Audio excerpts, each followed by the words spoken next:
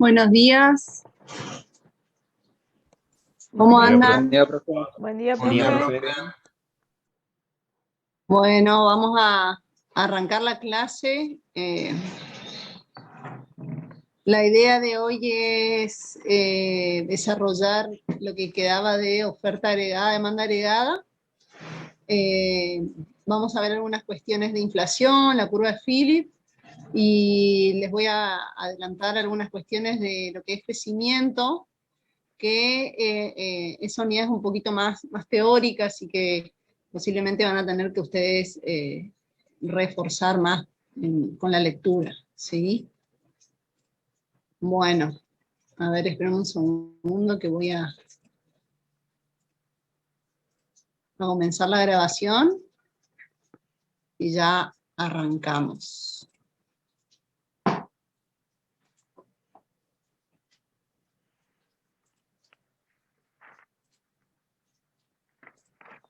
Esperamos un segundo que voy a...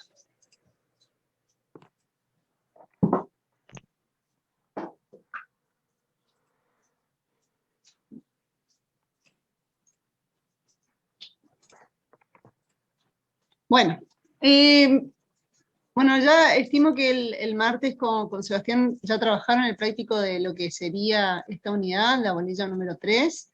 Sí, rapidito, el jueves pasado vimos del mercado de trabajo, vimos los indicadores económicos, les expliqué por qué íbamos a trabajar en el mercado de trabajo, y bueno, fuimos desarrollando algunas cuestiones de cómo poder analizar el mercado, ¿sí?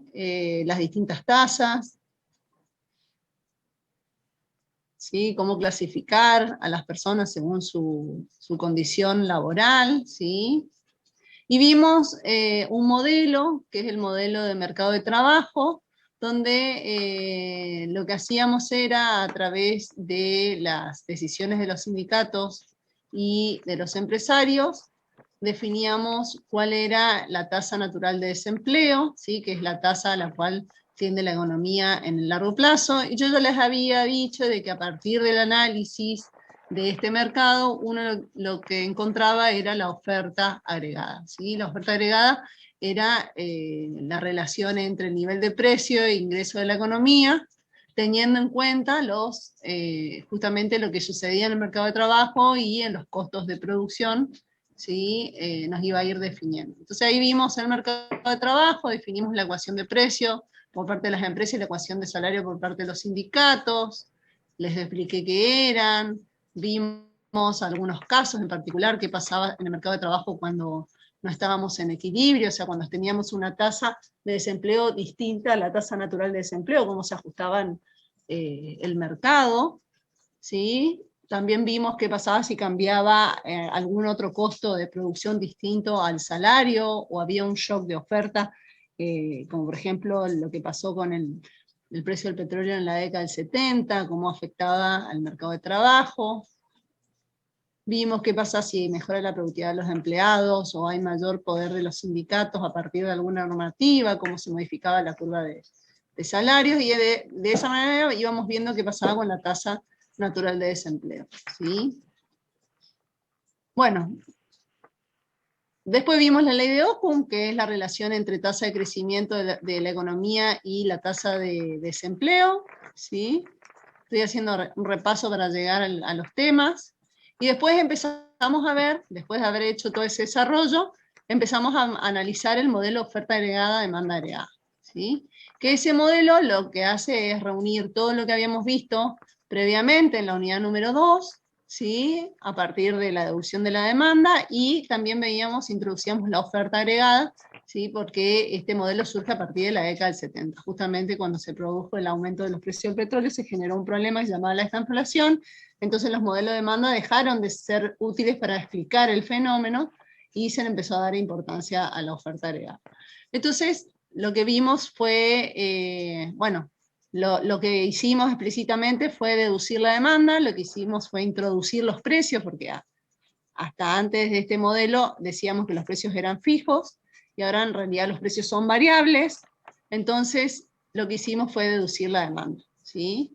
Variando los precios, el nivel de precio de la economía, se va a provocar un cambio en el mercado financiero, y eso va a llevar a un cambio, ¿sí?, en la combinación de tasa de interés e ingresos que equilibra ambos mercados, tanto financiero como de bienes, y de esa manera nosotros deducíamos la demanda, que lo que muestra la demanda son todas las combinaciones de niveles de precio e ingreso que equilibran tanto el mercado de bienes como el mercado financiero. ¿Sí? Eso es lo que habíamos hecho. O sea, cuando cambiábamos los precios, lo que íbamos a tener era la deducción de la demanda. Ahora, si cambiaba alguno de los componentes autónomos, ¿sí?, tanto ya sea gasto público, inversión autónoma, consumo autónomo, impuestos, cantidad de dinero en circulación, lo que íbamos a tener era un traslado de la demanda, ¿sí? Si había una política fiscal o política monetaria expansiva, la demanda se traslada hacia la derecha. Si había una política monetaria o fiscal contractiva, la demanda agregada se traslada hacia la izquierda. ¿Sí? Bueno, esto...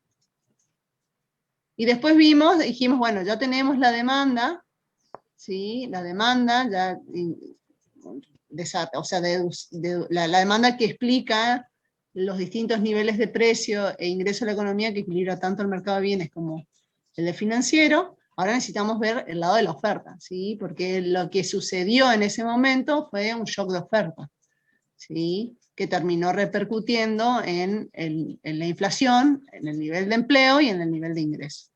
¿Sí? Y bueno, y ahí lo que vimos fueron las distintas teorías. La teoría clásica supone que la oferta es perfectamente inelástica, los precios, ¿sí?, que sería un modelo más de largo plazo. Y después vimos que la oferta keynesiana era perfectamente elástica, horizontal, y es un modelo más de corto plazo, suponiendo que los precios no son flexibles. Y después está la síntesis, que es la combinación de ambos, ¿sí? Un repaso fugaz de lo que vimos la clase pasada, ¿sí? Entonces, lo que yo les había dicho era que para ver lo que seguía, yo quería, bueno, acá están esto también lo habíamos visto, yo lo que quería era hacer una combinación, o sea, mostrarle gráficamente qué pasaba, ¿sí?, también en el mercado de trabajo. Bien, nosotros lo que vamos a hacer es trabajar con la síntesis, salvo cuando le preguntemos qué pasa con la oferta en el largo plazo. Ustedes tienen que decir que la oferta es vertical, ¿sí? Ahora después vamos a ir viendo cómo se va dando eso, ¿sí? Entonces, este modelo lo que nos permite analizar es qué pasa en el corto y en el mediano largo plazo cuando se aplican políticas de demanda o si se produce un shock de oferta, ¿sí? Entonces, ese es el objetivo de este modelo, es analizar eso, ¿sí? Y permite justamente concluir qué es lo que va a pasar cuando se aplican determinadas políticas sobre la economía, sobre el nivel de ingresos, sobre el empleo y el nivel de precios, ¿sí?, en el corto y mediano y largo plazo. Los tiempos no podemos definirlos específicamente, ¿sí?, pero las políticas de demanda tienen más impacto a corto plazo, ¿sí?, para poder generar cambios en el nivel de actividad económica, pero tienen un retroceso en el largo plazo provocado por los cambios en los precios, que es lo que vamos a ver ahora. Bien, entonces yo acá lo que les hice fue resumir, bien, porque lo que hicimos la clase pasada, y que creo que entendieron bastante bien, la deducción de la demanda, lo que nosotros hacíamos era trabajar con el modelo ISLM, y nos preguntábamos qué pasa en ambos mercados cuando cambian el nivel de precios. Y a partir de ahí nosotros deducíamos la demanda agregada. Bueno, lo que nosotros hacemos para deducir la oferta agregada, que esto está en Mochoni y Becker, si quieren pueden profundizarlo, es trabajar con el modelo de mercado de trabajo, con las dos ecuaciones que vimos, la ecuación de salario y la ecuación de precios, ¿sí? De la ecuación de salarios, nosotros lo que hacemos es expresar esa ecuación, ¿sí?, en función del nivel de ingreso, ¿sí? ¿Por qué? Porque lo que dice la ecuación de salario es que el salario que van a exigir los sindicatos es igual al precio esperado, ¿sí?, por una función que depende de normativas institucionales, el Z, y la U, que es la tasa de desempleo. Y es a partir de la tasa de desempleo donde nosotros podemos incorporar el nivel de ingreso a la economía, ¿sí? Entonces, ahí hay una ecuación que de vuelta les digo, en Bonchon y Beck, en Bonchon, en Blayard y Peren-Henry, ustedes tienen bien explicado toda la deducción, pero bueno, a la tasa de desempleo, nosotros, como vimos, la clase pasada y la han trabajado el martes con Sebastián, se calcula como la cantidad de desempleados, la U, dividido la población económicamente activa, que es la oferta de trabajo, la cual llamamos L. ¿Sí? Y a la cantidad de desempleados lo podemos calcular como la diferencia entre la cantidad de trabajo ofrecido, el L, menos N, que N es la cantidad de personas ocupadas.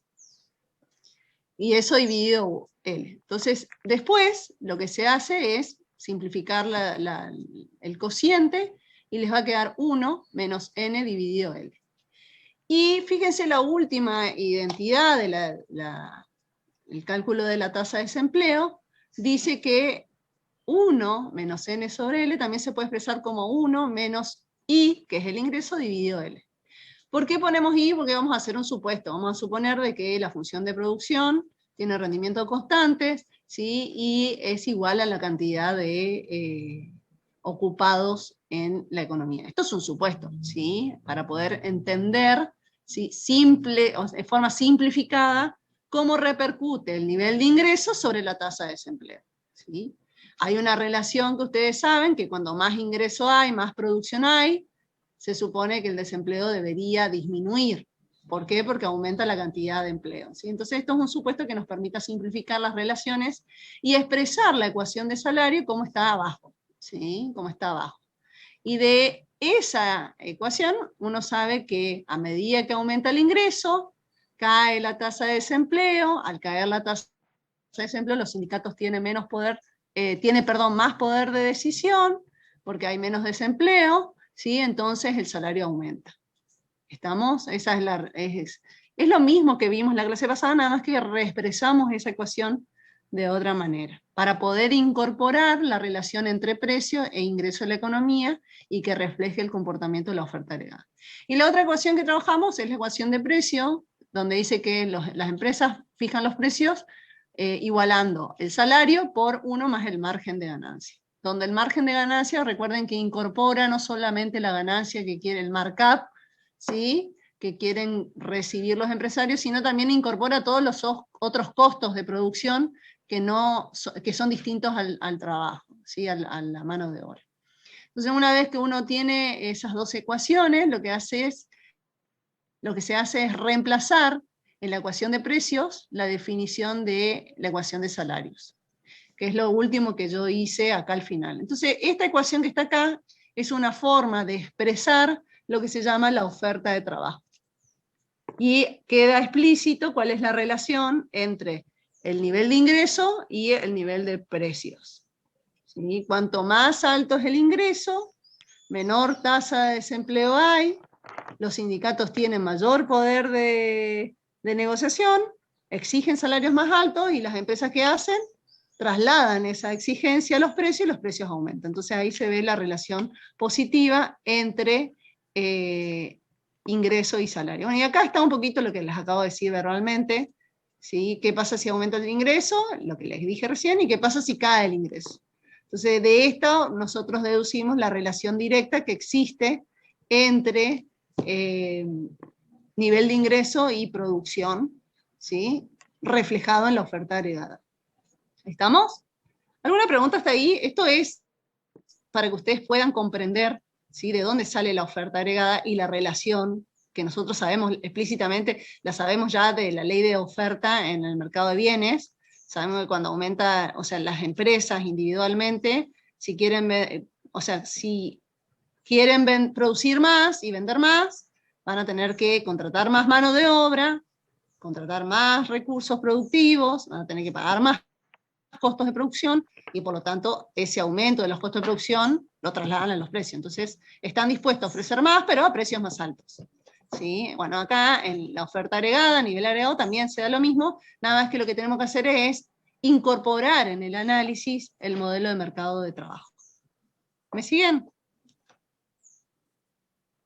¿Alguien quiere preguntar algo? Perdón, Profe, profe. en la ecuación de salarios, ¿qué significa la F? La E, lo que pasa me quedó abajo la E, pero la E tendría que estar arriba, ¿sí? No, no, Y es, no, la F, La profe. F, profe. F es una función. ¿Vieron cuando vemos matemática decimos Y es función de X y ponemos una F minúscula generalmente? Ah, sí, sí, sí. Es eso, Sí, es una función. ¿Entienden? Es algo genérico sí, que no tiene una expresión matemática. No definimos una expresión matemática. ¿Entienden? Está bien la pregunta, pero comprenden lo que les digo, ¿no? sí, profe, gracias. Bien. Bueno. Acá me faltaron unas... bueno, acá esto es para explicar lo anterior, y después acá, bueno, esto sería la deducción de la oferta, ¿sí? Acá, ¿qué pasaría si en realidad, qué pasa si cambia, en vez de la tasa de desempleo, cambian los otros factores que son fijos dentro del modelo de mercado de bienes, mercado de trabajo, perdón, ¿sí? Bueno, si se produce un cambio en las reglas de juego en el mercado de trabajo, reflejado en el Z, o si se produce un cambio de el margen de ganancia, o inclusive si se produce un cambio en los precios esperados, ¿sí?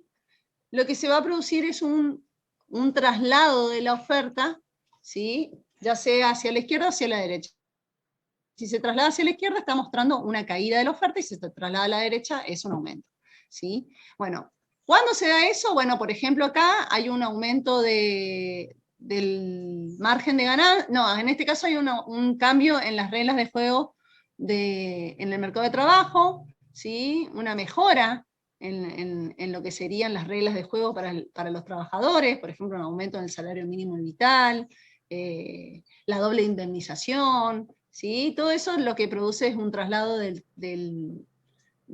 la ecuación de salario, y eso termina llevando a un traslado de la oferta hacia la izquierda, ¿sí? Porque los salarios nominales, en definitiva, que van a terminar pagando las empresas son mayores por el mayor poder de los sindicatos, ¿sí?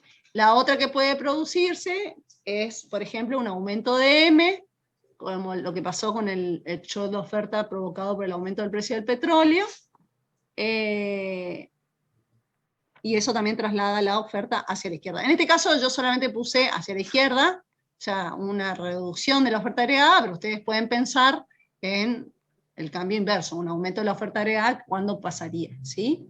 ¿Estamos? Eso es para que a ustedes les quede un poquito más desarrollado el tema. ¿Bien? ¿Alguna pregunta? Entonces ya fíjense que analizamos cómo se deduce la demanda agregada que relaciona nivel de precio e ingreso a partir del modelo ISLM, porque ¿qué hicimos? Introducimos en el modelo ISLM los precios, y después lo que hicimos fue deducir la oferta a partir del mercado de trabajo, y analizamos no solamente cómo se deduce, sino por qué podría cambiar la oferta agregada. ¿Estamos? Entonces, veamos qué pasa acá. Bueno, esto sería uno de los gráficos que ya estaba, ¿sí? ¿Qué pasa cuando en realidad estamos en un nivel de ingreso que no es el ingreso potencial? Acuérdense que el ingreso potencial es el ingreso hacia el cual tiende la economía en el largo plazo, está relacionado con la tasa natural de desempleo, ¿sí? Es decir, es el nivel de ingreso para una tasa natural de desempleo. Ahora, la economía puede estar no en el ingreso natural, puede estar por debajo o por encima, y si no estamos en el nivel de ingreso natural, potencial, lo que se va a provocar en esas economías es un ajuste hacia el largo plazo, ¿sí? Y el ajuste va a depender de lo que suceda en el mercado de trabajo, ¿sí? Van a ver que nosotros en este modelo, la variable de ajuste en definitiva termina siendo la oferta agregada a partir de los cambios que se provocan en el mercado de trabajo, ¿sí? ¿Por qué? Porque tenemos que tender, o sea, el mercado de trabajo tiene que tender hacia la tasa natural de desempleo en el largo plazo, ¿sí? Entonces, si estamos en una tasa de desempleo distinta a la tasa natural de desempleo, vamos a ver que va a haber ajuste en el mercado de trabajo para llegar ahí. Entonces, bueno, en este gráfico, lo que tienen es que inicialmente, están en un nivel de ingreso por encima de la tasa natural de desempleo. Por alguna razón, no importa la causa, están ahí, ¿sí? Eso es en el corto plazo. Como estamos en un nivel de ingreso por encima de la tasa natural, vamos a tener una tasa de desempleo menor a la tasa natural de desempleo. Entonces, como hay bajo nivel de desempleo en relación a la que tendríamos que tener a nivel natural, los sindicatos van a tener poder de mercado y van a empezar a exigir salarios más altos. Las empresas, para poder producir más, tienen que contratar más mano de obra y esos nuevos empleados vamos a tener que pagar a salarios más altos. Entonces, ¿qué va a pasar? Las empresas tienen que asumir costos de producción más altos. ¿Y qué van a hacer? Trasladan ese costo de producción a los precios. Y fíjense cómo la oferta agregada se va trasladando hacia la izquierda, o sea, se contrae la oferta agregada. ¿Hasta cuándo? ¿Hasta cuándo van a seguir subiendo, va a seguir subiendo el nivel de precios? Va a subir hasta que la economía vuelva a su estado natural. ¿Sí? ¿Me esperan un segundo? Y ahí vuelvo si tienen alguna consulta.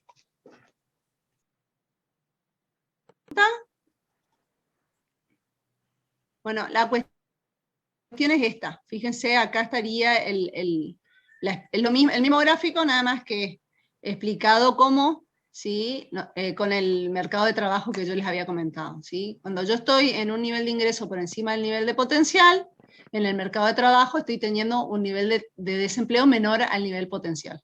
Como el mercado de trabajo no está en equilibrio, los sindicatos empiezan a tener poder, exigen salarios más altos, ¿sí? Y a medida que la empresa va contratando más mano de obra, pagando salarios más altos, los costos de producción suben y la oferta se va trasladando hacia la izquierda hasta llegar al punto de equilibrio en el largo plazo.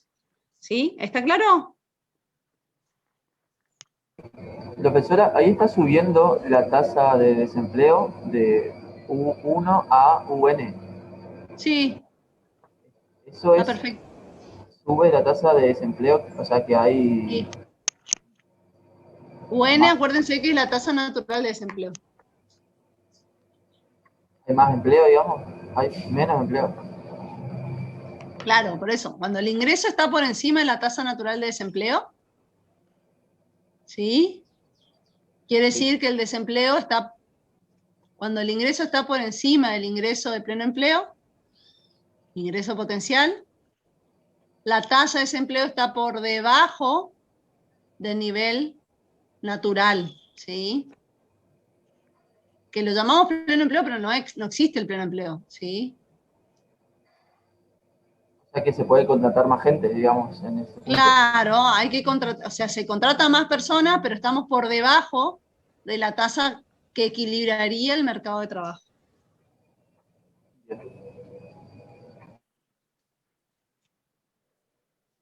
En el largo plazo. O sea, en corto plazo podemos tener tasas de desempleo por debajo de la tasa natural de desempleo, pero vamos a estar en desequilibrio en el mercado de trabajo. Esos desequilibrios nos llevan a un salario más alto, costos de producción más altos, y la oferta se va a ir trasladando hacia la izquierda, mostrando ese impacto de los costos en los precios. ¿Estamos? Sí, profe. Bien, esto sería, ¿qué pasa con esto? Es lo que les permite a ustedes entender qué va a pasar con la oferta cuando estemos en un nivel de ingreso distinto al ingreso potencial de largo plazo. ¿Sí? Si en el corto plazo ustedes están con un ingreso por encima del ingreso natural, la oferta se va a ajustar de esta manera, de esta manera. Ahora, si el ingreso hubiese estado por debajo del ingreso potencial, el ajuste es a la inversa. La oferta en realidad, en vez de contraerse, se va a expandir, se va a trasladar hacia la derecha. Esto es cuando el ingreso está por encima del ingreso potencial. ¿Sí? Acá nosotros no dijimos por qué el nivel de ingreso estaba por encima del ingreso potencial. Las causas pueden ser varias, pero las principales que vamos a analizar son los cambios de la demanda agregada. Ya sea por política monetaria o política fiscal, la demanda se traslada, ¿sí?, hacia la derecha o hacia la izquierda. Si se aplica una política fiscal expansiva o monetaria expansiva, vamos a tener esta situación. Por ejemplo, en este slide lo que dice un aumento de la demanda agregada por una expansión monetaria, es decir, política monetaria expansiva. ¿Sí? Expansiva. Entonces, si hay una política monetaria expansiva, ustedes si quieren pueden hacer el gráfico de la ISLM, pero ustedes saben que lo que se va a provocar es un aumento de la oferta. Al aumentarse la oferta se traslada la LM, al trasladarse la LM aumenta el ingreso de la economía y eso va a provocar un traslado de la demanda agregada. ¿Sí? Entonces, ¿qué va a pasar? Fíjense que siempre para este análisis vamos a partir del ingreso natural. Entonces, en el corto plazo lo que se observa es que una política monetaria expansiva aumenta el ingreso de la economía y aumenta el nivel de precio. ¿Sí? Pero ¿qué pasa? ¿Sí? ¿Qué pasa? Cuando aumenta el nivel de ingreso, implica que la economía produce más, tiene que contratar más mano de obra y cae el desempleo. Al caer el desempleo, los sindicatos tienen mayor poder de decisión y empiezan a exigir salarios más altos. Y al exigir salarios más altos, las empresas van a tener que pagar más salarios por los viejos y por los nuevos empleados, y ese aumento de los costos los trasladan a los precios. Por lo tanto, la oferta se va a ir corriendo hacia la izquierda, se contrae, ¿sí?, hasta tanto se logre el nivel de ingreso potencial. ¿Sí? ¿Vieron que yo les dije que la oferta agregada era la que iba a ser la variable de ajuste? Bueno, acá queda expresado en el gráfico. Veámoslo en partes. Supongamos que estamos originalmente ahí. Estamos en una economía que está en su nivel de ingreso potencial. Entonces, por alguna razón, ¿sí?, desean generar menor nivel de desempleo que el actual, entonces aplican una política monetaria expansiva, la demanda agregada se traslada hacia la derecha, ¿sí? Eso implica mayor nivel de ingreso, el ingreso va a estar por encima del ingreso potencial, por lo tanto el desempleo va a estar por debajo del desempleo potencial. Los sindicatos comienzan a tener, entonces en el corto plazo vamos a tener esta situación. Mayor ingreso, mayor nivel de precio que no está marcado y menor tasa de desempleo. Eso en el corto plazo. Ahora, a medida que los sindicatos tienen mayor poder de decisión, empiezan a exigir salarios más altos, las empresas tienen que asumir salarios más altos, más costos más altos, entonces comienzan a aumentar los precios. Para el mismo nivel de ingreso aumentan los precios. ¿Cómo reflejo eso? Bueno, con un traslado de la oferta hacia la izquierda. ¿Qué va a pasar? A medida que aumentan los precios, a medida que aumentan los precios, a medida que aumentan los precios por el aumento de los costos, la cantidad que se demanda en la economía se va contrayendo, porque ustedes saben que la ley de demanda, más precios, menos demanda. Entonces, ¿qué vamos a tener? Las empresas van a empezar a producir menos para satisfacer una menor cantidad demandada, empiezan a desemplear, ¿sí? Siguen aumentando los precios, ¿hasta cuándo? Hasta que el mercado de trabajo se equilibre nuevamente al nivel de la tasa natural de desempleo, hacia el nivel de ingreso potencial. Entonces, en el largo plazo, ¿qué vamos a tener? En el largo plazo vamos a tener el mismo nivel de ingreso original, el ingreso potencial, pero a niveles de precios muchísimo más altos. ¿Sí? Entonces, esto es lo que el análisis, ¿sí?, en movimiento, ¿sí?, la estática comparativa, y lo que va sucediendo entre el corto y mediano y largo plazo. ¿Entienden?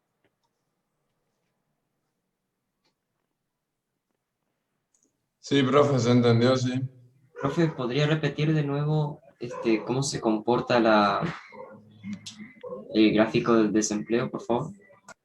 Sí, el del desempleo ustedes tienen que tener, lo primero es esto, Corto plazo me ubico acá. O sea, hay una política de demanda expansiva, ¿sí? Vamos a tener que se demanda más, ¿sí? Al mismo precio, al mismo nivel de precio, porque hay una política monetaria expansiva. Entonces las empresas necesitan producir más para satisfacer ese aumento de la demanda, entonces contratan más mano de obra, entonces la tasa de desempleo disminuye. ¿Sí? En el corto plazo vamos a tener un nivel de ingreso I1 y una tasa de desempleo 1. ¿Bien? Eso es en el corto plazo. Entonces, ¿qué va a pasar? Como hay menos desempleo que el natural, hay mayor poder de los sindicatos comienzan a exigir salarios más altos, las empresas tienen que contratar, las empresas tienen que pagar más salarios por los nuevos empleados y por los anteriores, aumentan los costos de producción. ¿Qué hacen las empresas? Trasladan esos costos a los precios. Entonces, a medida que van trasladando ese aumento de los costos a los precios, la oferta se contrae, ¿sí? Se contrae. A medida que va aumentando los precios, ¿sí? Los individuos puede ser que en el corto plazo tengan una ilusión monetaria, pero en el largo plazo van viendo de que el poder adquisitivo del dinero disminuye, entonces, ¿qué va a pasar? Van a ir disminuyendo la cantidad de demanda. A medida que disminuyen la cantidad de demanda, las empresas ven que van a vender menos, producen menos, empiezan a desemplearlos a las personas, y empieza a haber más desempleo, entonces la tasa de desempleo tiende hacia la tasa natural de desempleo.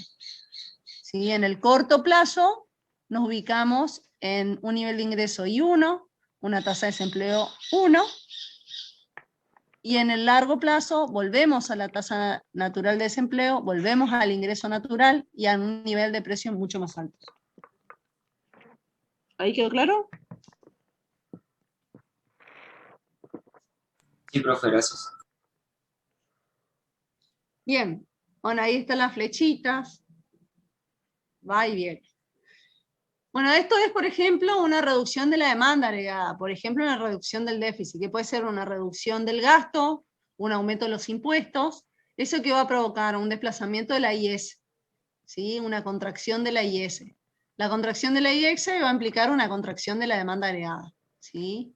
Entonces, siempre acá vamos a partir de un ingreso natural, una contracción de la demanda lo que hace es disminuir el ingreso a la economía, aumenta la tasa de desempleo, los sindicatos pierden poder de negociación, entonces para que se contrate más empleados, reducen los salarios exigidos, las empresas tienen que pagar salarios más bajos por los nuevos y por los viejos, ¿sí? Entonces reducen los costos de producción y eso se observa con una oferta agregada que se traslada hacia la derecha, un crecimiento de la oferta agregada. ¿Sí? Ahora vemos un poquito más desarrollado. Entonces en el corto plazo se produce una reducción del nivel de precio y del ingreso, y en el largo plazo volvemos al nivel de ingreso potencial y a niveles de precio más bajos. Veámoslo en paso a paso. Originalmente estamos en un ingreso potencial, este es mi punto de partida, se aplica una política fiscal contractiva, la demanda agregada se traslada hacia la izquierda. ¿Qué va a pasar? Va a bajar el nivel de precio y el nivel de ingreso también.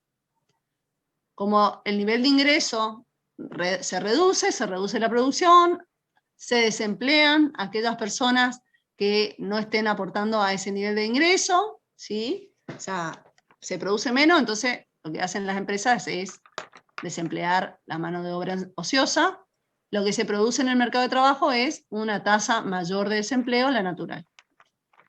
Si ustedes observan acá, el mercado de trabajo no está en equilibrio, baja el poder de decisión, poder de negociación de los sindicatos. Fíjense que están dispuestos a cobrar un salario real menor que lo que están dispuestos a pagar los empresarios deciden ajustar esos costos a la baja, porque pueden pagar salarios más bajos, y a medida que van pagando menos salarios, los costos de producción se reducen, ¿sí? Pueden reducir los precios, y a medida que reducen los precios, aumenta la cantidad demandada, y volvemos al nivel de ingreso potencial. ¿Sí? ¿Estamos? A medida que van bajando los precios, acuérdense que también los agentes económicos ajustan su consumo a ese nivel de precio. ¿sí? No, lo que tiene este modelo es que los individuos en el corto plazo pueden estar afectados por la ilusión, o sea, el ajuste de los precios, ¿sí? En el corto plazo el ajuste de precios no incentiva tanto el aumento de precios, pero a medida que se van ajustando a esos cambios en los precios, van cambiando sus deseos de consumo. ¿Está claro este? Este es el inverso al otro.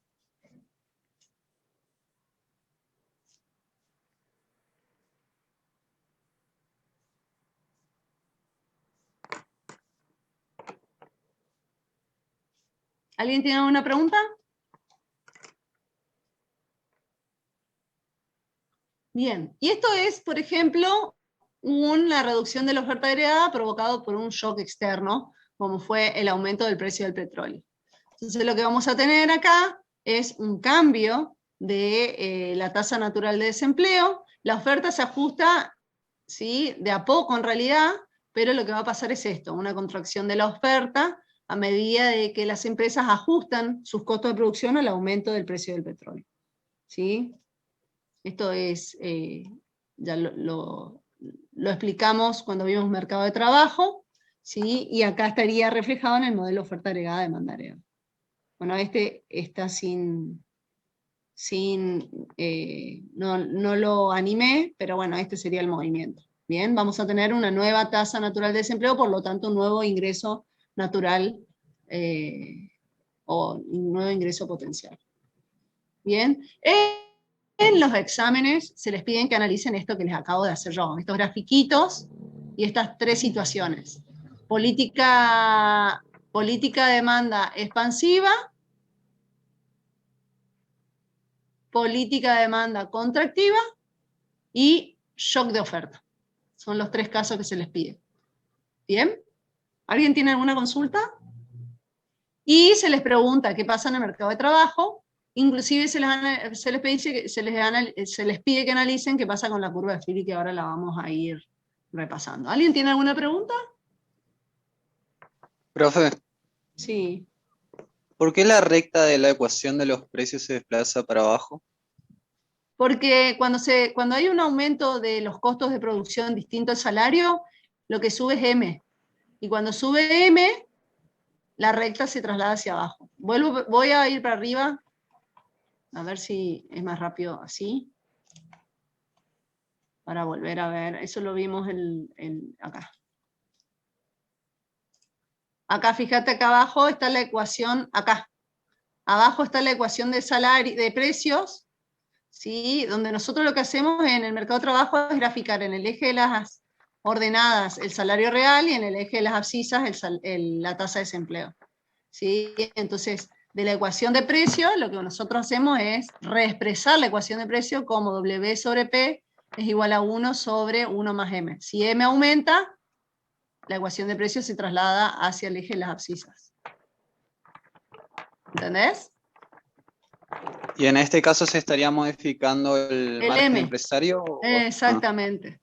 Por eso sí, exactamente. Eso es lo que yo les había dicho ya el jueves pasado, que cuando se producen cualquier cambio que afecte a los costos de producción distinto al salario, vamos a ver los cambios en M. ¿Sí? ¿Está bien? Sí, profe.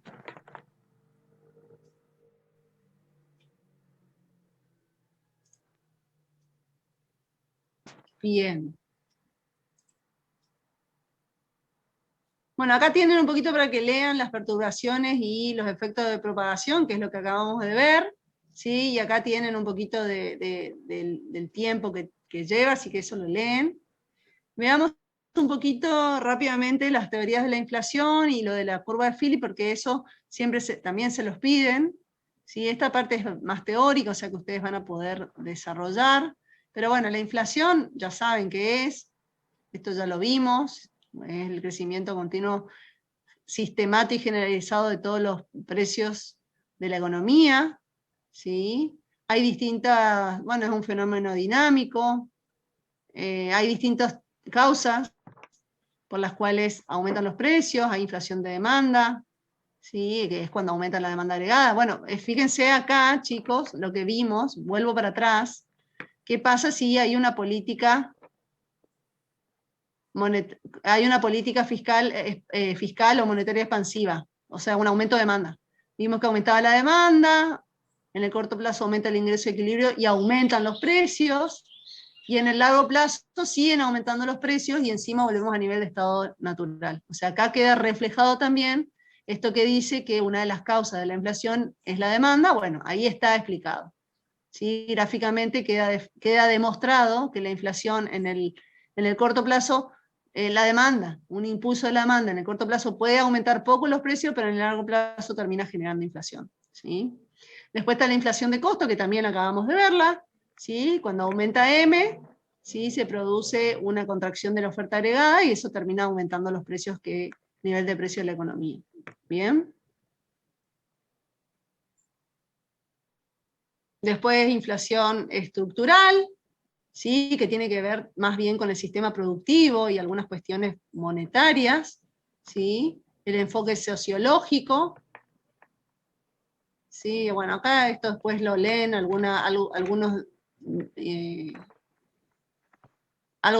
o sea, la inflación en el tiempo, ¿sí? Eso lo leen como para tener un poquito más de noción. ¿Y cuáles son los efectos de la inflación? Que me interesa porque generalmente también se los pedimos. Hay inflación esperada, inflación no esperada, ¿sí?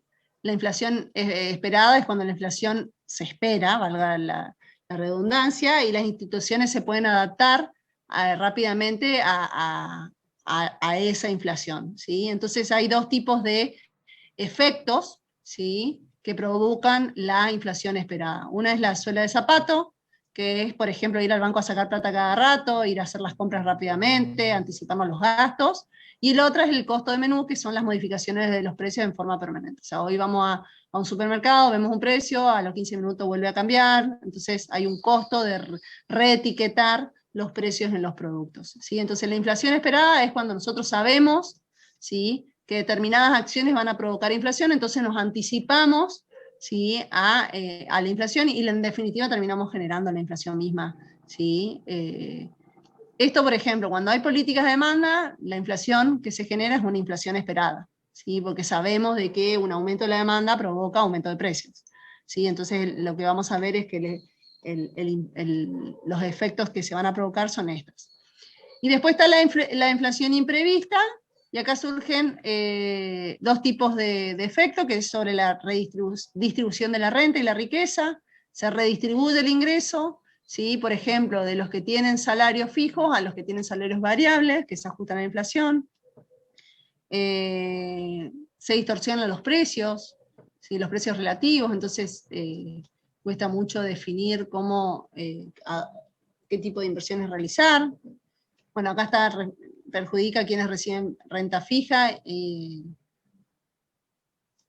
o que no se ajustan rápidamente a los cambios de los precios. ¿Sí? Favorece a los tomadores de deuda, distorsiona la recaudación fiscal, perjudica al que ahorra, ¿sí? Sobre todo si ahorra tasas de interés fija, o ahorra en pesos. Uno a veces tiene pesos guardados, y bueno, sabemos que el peso ante la inflación que tenemos de más de 2 dígitos, más del 47%, termina bajando el poder adquisitivo del dinero, entonces perjudica los ahorros en pesos.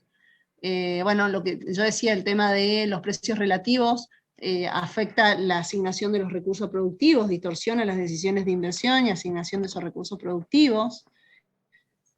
Bueno, y acá está un poco de lo que les acabo de decir para que ustedes lean. Entonces, si a nosotros le preguntamos cuáles son los efectos de la inflación, ustedes tienen que decir que hay dos tipos de efectos: la inflación esperada y la inflación imprevista. La inflación esperada tiene estos dos efectos, y la inflación imprevista tiene todos estos efectos. Vamos a cambiar lo que dice ahí, que dice dos efectos.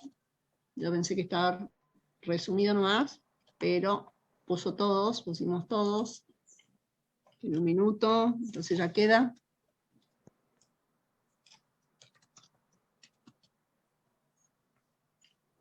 Perfecto.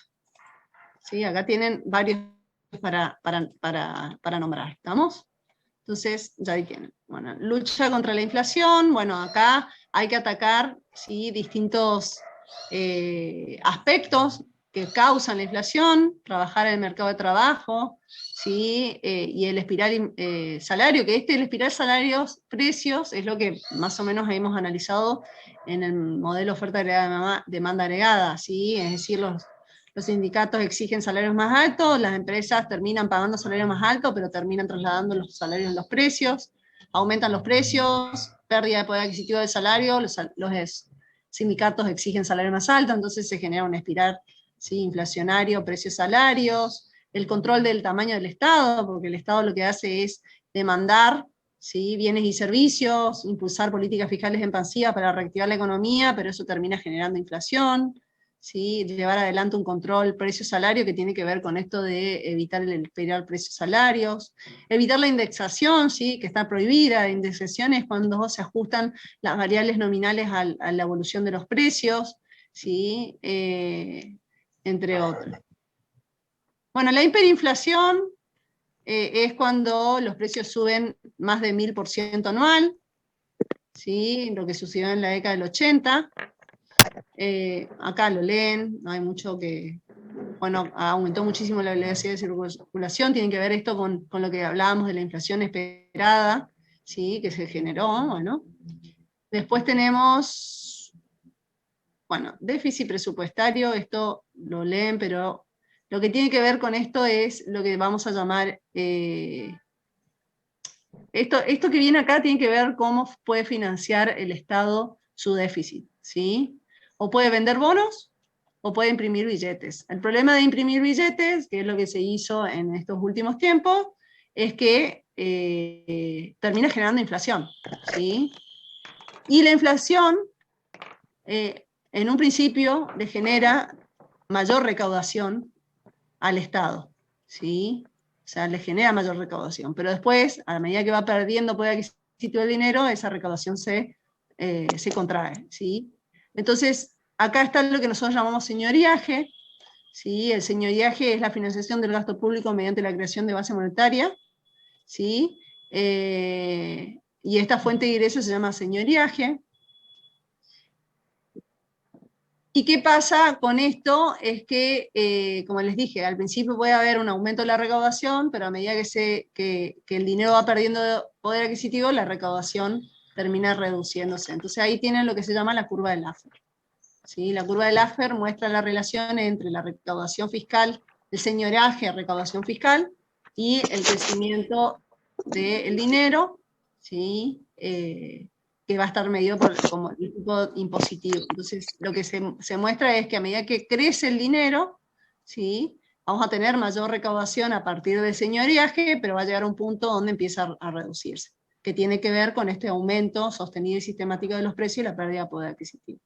Esto lo profundizan también de Blanchard y Perenherry, ¿sí? Porque a veces le preguntamos qué es la curva de Philip y qué es el señoriaje, y bueno, leen lo que está acá, y también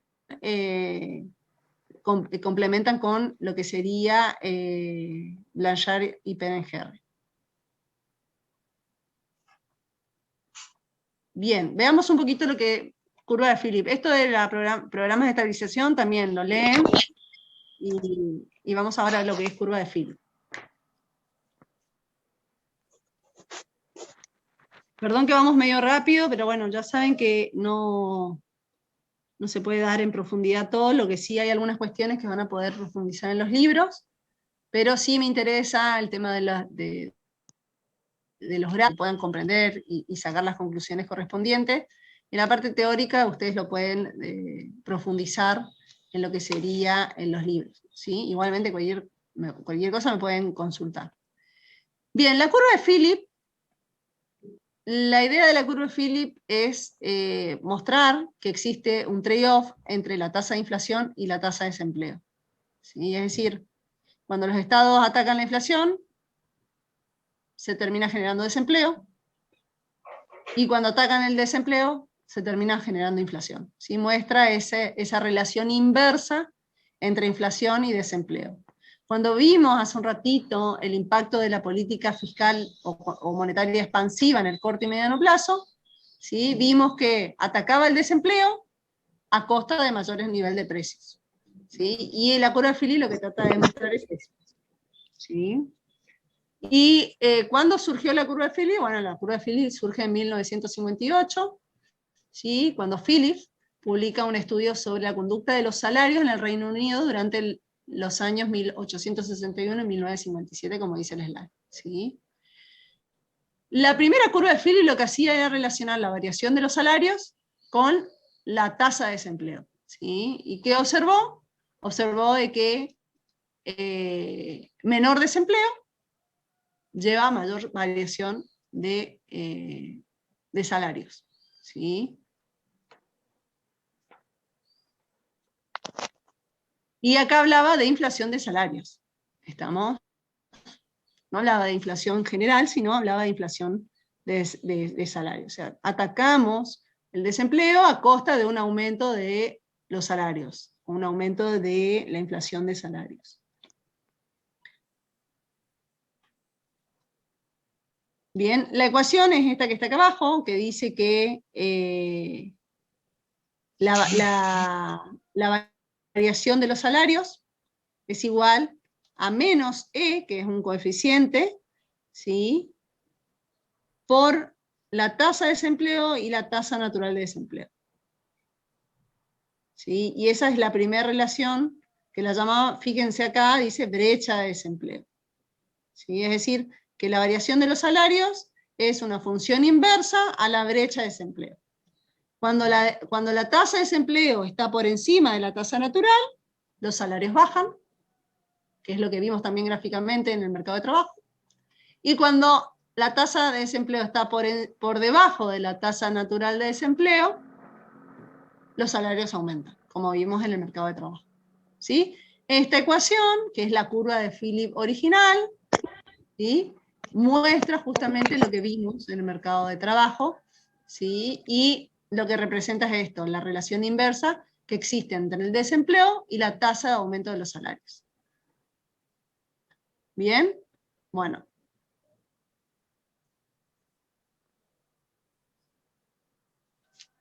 A ver, espérenme un segundo.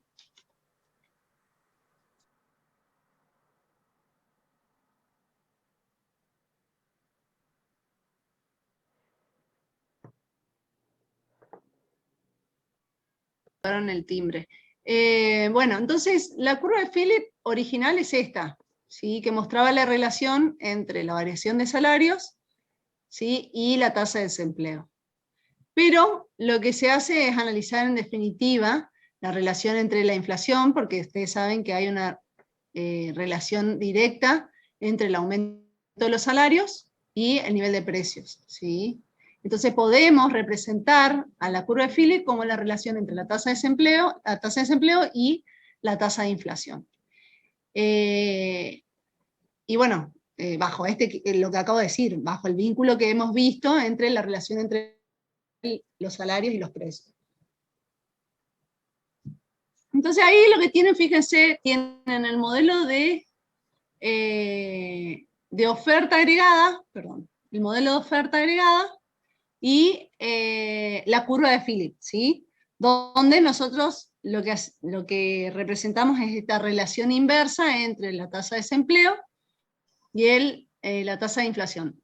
¿De dónde saco esto? Del análisis de mercado de trabajo. Cuanto menos tasa de desempleo hay, mayor poder de decisión tienen de negociación tienen los sindicatos, exigen salarios más altos, las empresas tienen que pagar salarios más altos, aumentan los costos de producción, y los empresarios trasladan los costos a los precios, ¿sí? Entonces, hay menos desempleo a costa de más inflación.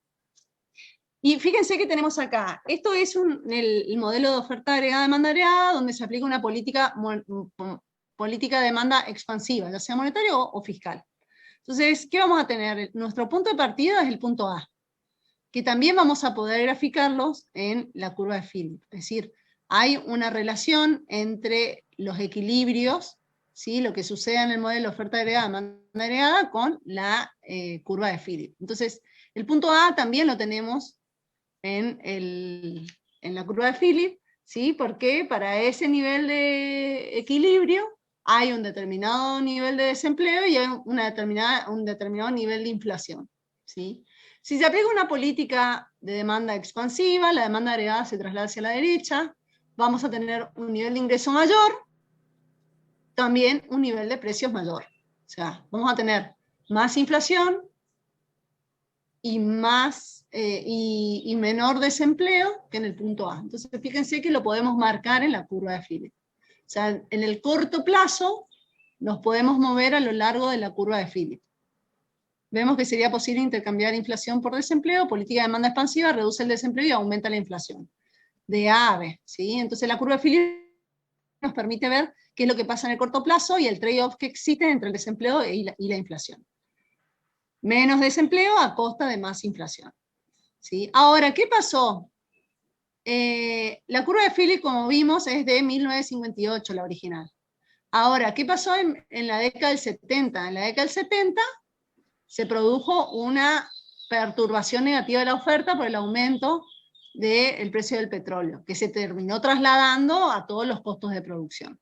Entonces surgió una nueva versión, que es la versión moderna, ¿sí? de la curva de Philip, ¿sí? que incorpora, ¿sí? ya no solamente la brecha de salario, la brecha de desempleo, que es lo que genera inflación, sino incorpora la inflación esperada, porque cambiaron las expectativas de cómo se forman los precios ante este shock de oferta negativa.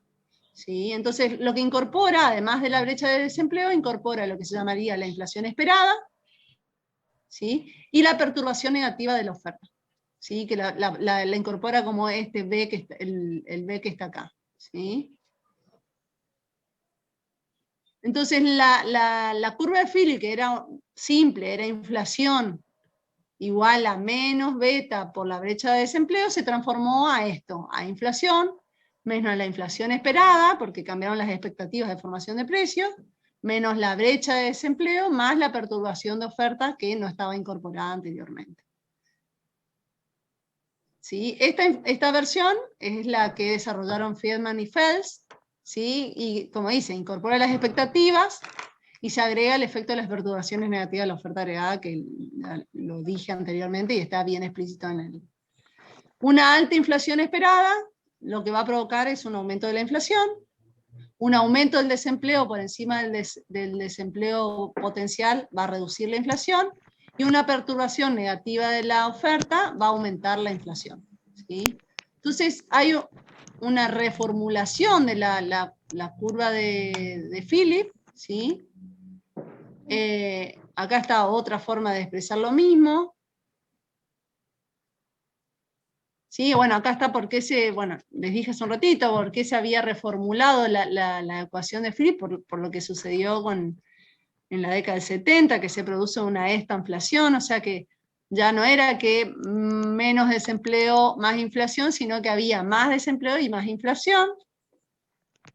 Entonces lo que vamos a tener que esta reformulación de la curva de Philip nos va a ir llevando, a medida que va pasando el tiempo, a distintas curvas de Philip. ¿Sí? Es decir, lo que vamos a tener son distintas curvas de Philip de corto plazo, hasta llegar a lo que se llama la curva de Philip de largo plazo, que es esta recta horizontal, ¿sí? que está vertical, perdón, que está en el gráfico. Bien. A ver si hay un gráfico que ahora no recuerdo. Acá no está lo de la curva de Philip. Eso me gustaría agregarlo, no me di cuenta de agregárselos. Espérenme un segundo. Para poder explicárselos más fácilmente. A partir de acá. Espérenme un segundo, lo voy a agregar, vamos a ir desarrollándolo para que comprendan cómo se reformuló la curva de Philip. ¿Sí? Vamos a incorporarlo acá.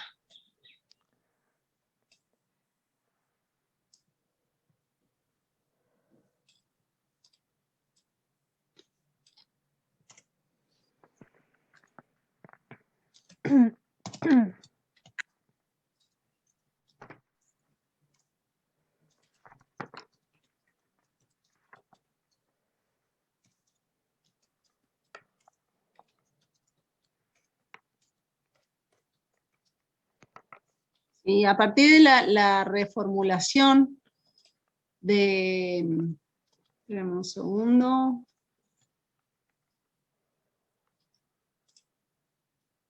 Quiero agrandar, pero no tanto. Entonces, a partir de la reformulación, o sea, a partir de la década del 70, esta curva de Philip, ¿sí?, solamente servía para el corto plazo, ¿sí? Nos mostraba perfectamente qué pasaba en el corto plazo si se producía, por ejemplo, una política monetaria expansiva. Ahora, como los precios ya no eran, o sea, había inflación, pero también había un ajuste de los costos de producción, ¿sí?, provocado específicamente por ese aumento del ingreso, caída del desempleo, ¿sí?, y todo lo que hemos visto hasta ahora. ¿Qué va a pasar? En el largo plazo, el punto B deja de ser el punto de equilibrio, ¿sí?, y vamos a tener de que a medida que las empresas tienen que asumir mayores costos de producción, la curva de oferta agregada se iba trasladando hacia la izquierda. ¿Sí? Hacia la izquierda.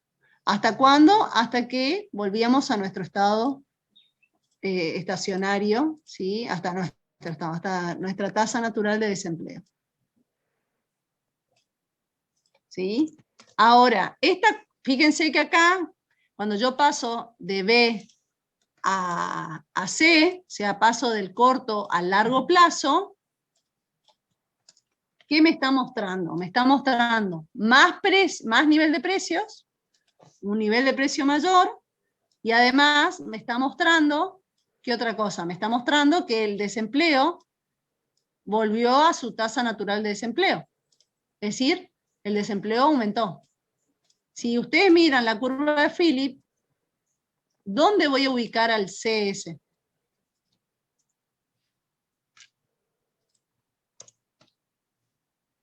¿Sí? Volvemos a esto, modelo oferta agregada, demanda agregada. Yo estoy en el punto A, punto de inicio. Se aplica una política de demanda expansiva. La demanda se traslada hacia la derecha, por lo que hemos visto. En el corto plazo vamos a tener mayor nivel de ingreso por encima del nivel potencial, lo que implica que cae la tasa de desempleo en el corto plazo y un nivel de precio mayor a P1. Entonces, yo me voy a ubicar del A, del punto de inicio me voy a ubicar del A al B. En la curva de Philip voy a estar mostrando lo que acabo de decir. Cuando aplico una política de demanda expansiva, aumenta el ingreso, cae el desempleo y aumenta el nivel de precio. Entonces voy a pasar de A en la curva de Philip al B. O sea, ¿qué tengo? Del A al B tengo menor tasa de desempleo y mayor tasa de inflación. Queda reflejado lo que vamos a decir. Ahora, eso es en el corto plazo. ¿Qué pasa en el mediano y largo plazo? Bueno, en el mediano y largo plazo, los precios se ajustan, ¿sí? Los sindicatos exigen salarios más altos, porque había caído la tasa de desempleo por debajo de la natural. A medida que los sindicatos exigen más salarios, los empresarios ajustan sus precios a esos costos de producción más altos, y que vamos a tener que los precios van subiendo. La oferta agregada se traslada hacia la izquierda, pasando del punto B al punto C. Si yo comparo el punto B con el C, ¿qué tenemos? Tenemos mayor nivel de precios y la tasa de desempleo volvió a su tasa natural, volvió a subir. ¿Dónde reflejo el punto C? En el gráfico de la curva de Philip. Lo voy a Al buscar mismo en nivel de esta. desempleo que el punto A. ¿Cómo? Al mismo nivel de desempleo que el punto A. Bien, lo que vamos a tener es lo siguiente. Lo voy a graficar acá para que les quede. El punto A, si me deja ahí. El punto A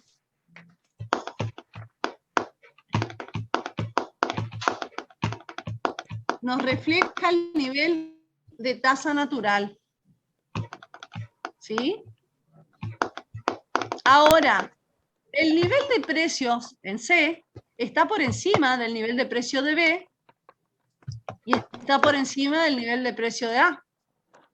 Por lo tanto, yo no me voy a ubicar en el punto A, me tengo que ubicar en un punto mayor que A. ¿Sí? Es decir, yo tengo que estar mostrando de que el nivel de precios aumentó y por lo tanto el nivel de inflación aumentó. Entonces, ¿qué va a pasar? Voy a ubicarme justamente con la curva reformulada, ¿sí? Me permite incorporar, ¿sí? Me permite incorporar las expectativas de precio futuro, y eso me permite ajustar, ¿sí?, el nivel de precio de acuerdo a lo que yo creo que va a pasar con los precios futuros. Entonces, ¿qué vamos a tener? Vamos a tener lo siguiente. En el mediano, largo plazo, a ver si me deja... En el mediano, largo plazo me voy a ubicar en una curva de Philip más alejada del origen. Entonces, lo que tiene la reformulación de la curva de Philip es que me permite incorporar las expectativas de precio, me permite incorporar el efecto de la brecha de desempleo a los cambios de la inflación, y me permite incorporar las perturbaciones de la oferta. En este caso particular no hubo una perturbación de la oferta, sino que hubo una inflación generada por una política de demanda, ¿sí? Entonces, ¿qué vamos a tener? Las políticas de demanda, ¿sí?, en el corto plazo me genera menos desempleo y más inflación, pero en el largo plazo me genera más inflación y más desempleo, ubicándome, por ejemplo, en el punto C. En el largo plazo, la curva de Philip termina siendo la vertical que les estoy marcando ahí. ¿Por qué? Porque en definitiva, lo que vamos a tener es que las políticas de demanda, lo que me van a provocar es, en el corto plazo, una reducción del desempleo, pero en el largo plazo me terminan generando siempre más inflación. Entonces, vamos a tener que siempre volvemos al mismo nivel de tasa de desempleo, pero cada vez a niveles de inflación más altos. Entonces, esto es lo que pasaría cuando se aplican políticas de demandas expansivas. Y esto es lo que sucede con la inflación esperada. ¿Sí? Cuando ustedes busquen en los libros inflación esperada y cómo graficar en el modelo de oferta agregada, demanda agregada y la curva de Philip, lo que van a tener es esto que acabamos de ver. Profe, Esto es lo que pasa, ¿sí? al igual que la curva de Phillips se vuelve perfectamente inelástica, ¿también va a pasar lo mismo con la oferta? Bien, ¿qué pasa cuando sucede lo de la oferta? Lo que pasó con la oferta, a ver, espérenme que vamos a ir usando este mismo gráfico. Lo que pasó con la oferta es que se produjo una inflación inesperada. ¿Sí? Entonces, espérenme, voy a borrar lo que tengo que borrar para poder explicárselos.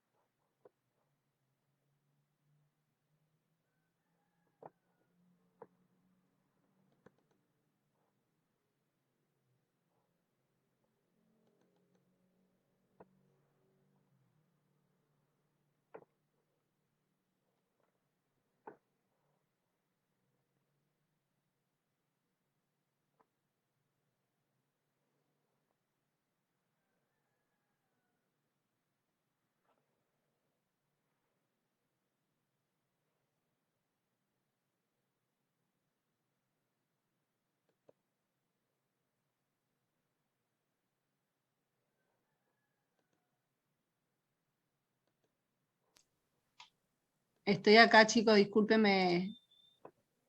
Tuve que salir un ratito del chat. Entonces, lo que voy a hacer ahora es mostrarle qué pasaría con la curva de Philip cuando se da, porque eso se les pregunta en los exámenes, ¿qué pasa con la curva de Philip o grafique la curva de Philip cuando hay una inflación inesperada o esperada, o imprevista? Vamos a poner imprevista, que es lo que es. Imprevista, ¿sí? Esperada o imprevista. Entonces, vamos a a partir de este punto, espérenme un segundo.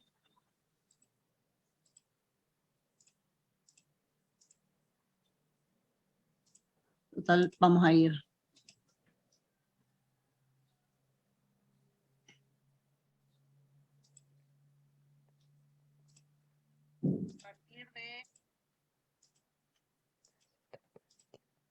¿Qué es lo que pasó cuando en la década del 70 se produjo esto y distorsionó todo el análisis, o sea, cambió todo el análisis? Entonces, ¿qué vamos a tener?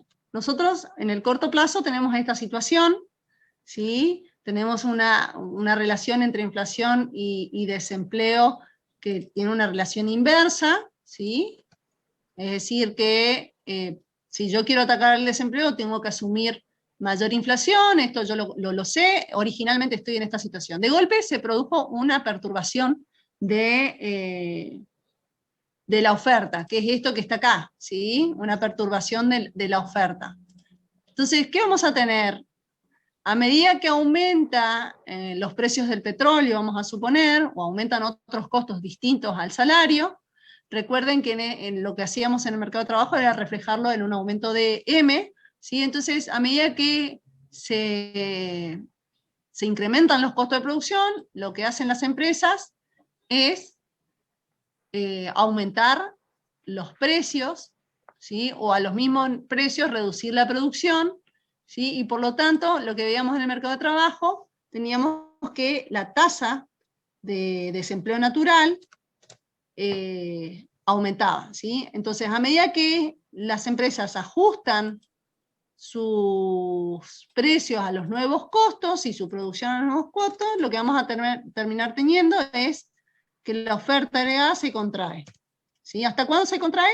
Hasta que el mercado de trabajo llegue a su nuevo punto de equilibrio, ¿sí? A una tasa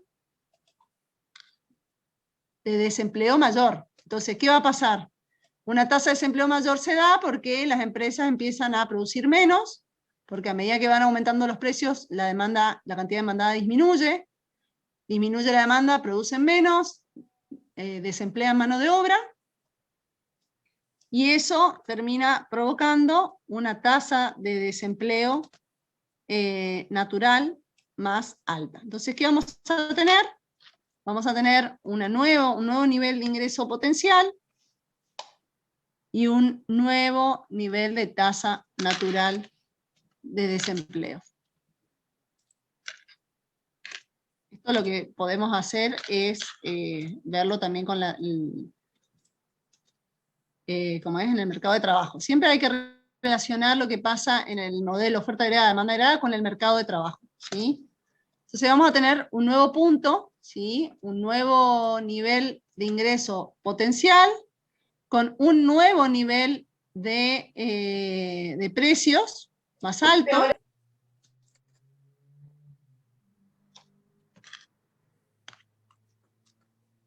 ¿Y qué pasa con la curva de Philip? Con la curva de Philip lo que va a pasar es que la perturbación, ¿sí? La perturbación que vamos a tener acá, ¿sí? La perturbación, el B va a aumentar. Entonces, si el B aumenta, la curva de Philip se va a trasladar hacia arriba, se va a ir corriendo hacia la derecha. ¿Mostrando qué? Mostrando mayor nivel de desempleo y mayor nivel de precios, ¿sí? Entonces, el B este que está acá, lo vamos a tener, pero vamos a ponerlo acá para que se vea bien explícito. El B este que está acá, está indicando no solo mayor desempleo, sino también mayor nivel de precios, mayor inflación. Entonces, vamos a ir teniendo que a medida que haya shock de ofertas negativos, vamos a ir teniendo nuevas curvas de Philip cada vez más alejadas del origen, ¿sí? Cada vez más alejadas del origen. Los shock de ofertas lo que hace es trasladar la curva de Philip hacia la derecha, mostrando el efecto de este que hemos analizado, que se llama la estanflación. Vamos a tener acá distintas curvas de Philip que se van alejando del origen, mostrando la perturbación negativa de la oferta.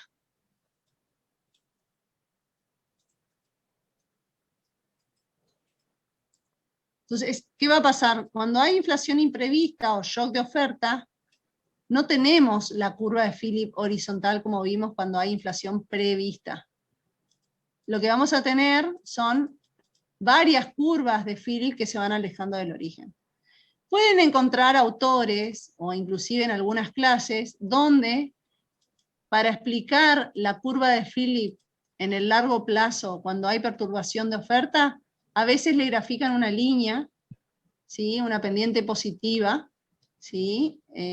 Indicando que esta sería la curva de Philip a largo plazo, que combina todos estos puntos que yo marqué, el A, el B, el C, el D, que se vayan provocando por la contracción de la oferta, ¿sí?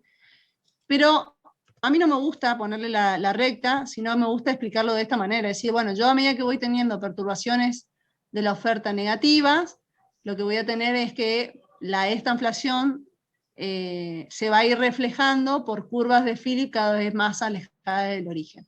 ¿Hasta cuándo? Hasta que se llegue al nuevo estado natural de la economía, que es en el largo plazo. ¿Sí? Esta sería la explicación de lo que nosotros también llamamos inflación imprevista. ¿Estamos?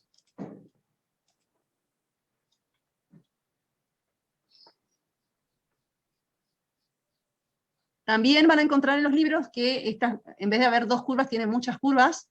Inclusive, en vez de haber dos ofertas agregadas, como yo las marco acá, hay varias curvas de oferta hasta llegar al punto B. ¿Sí? Pero bueno, yo para que hagamos más simplificado el análisis, utilizo solamente dos curvas. ¿Estamos? Esta sería la explicación de la... Entonces, para curva de Philip, primero tienen que entender qué es la curva de Philip, que lo que nos muestra es la relación entre tasa de desempleo e inflación.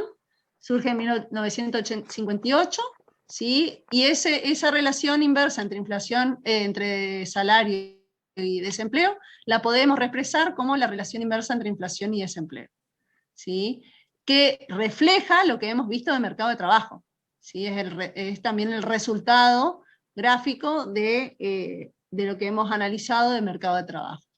Entonces, cuando introducimos la inflación, la curva de Philip, podemos hacer un análisis de la inflación prevista, esperada, y la inflación imprevista, ¿sí? Y tenemos que tener en cuenta que en la década de 70 hubo una reformulación de la curva de Philip, llevada adelante por Friedman y Phelps, donde incorporan a la brecha de desempleo, le incorporan la inflación esperada, ¿sí? Cambian las expectativas de formación de los precios, y las perturbaciones de oferta que hasta ese momento no se lo incluía. Entonces, a partir de ahí, lo que vamos a tener, vamos a poder incorporar justamente en el análisis las perturbaciones de oferta. Entonces, acá, ¿sí? ¿La B corta son las perturbaciones? ¿Cómo? La B corta son las perturbaciones, exactamente. La B corta sería lo que estarían indicando las perturbaciones de la oferta agregada, ¿sí? Que es lo último que vimos hace un ratito. Entonces, bueno, acá hay una forma de expresarlo de otra manera, porque la inflación, acuérdense que es la diferencia de los precios, ¿sí?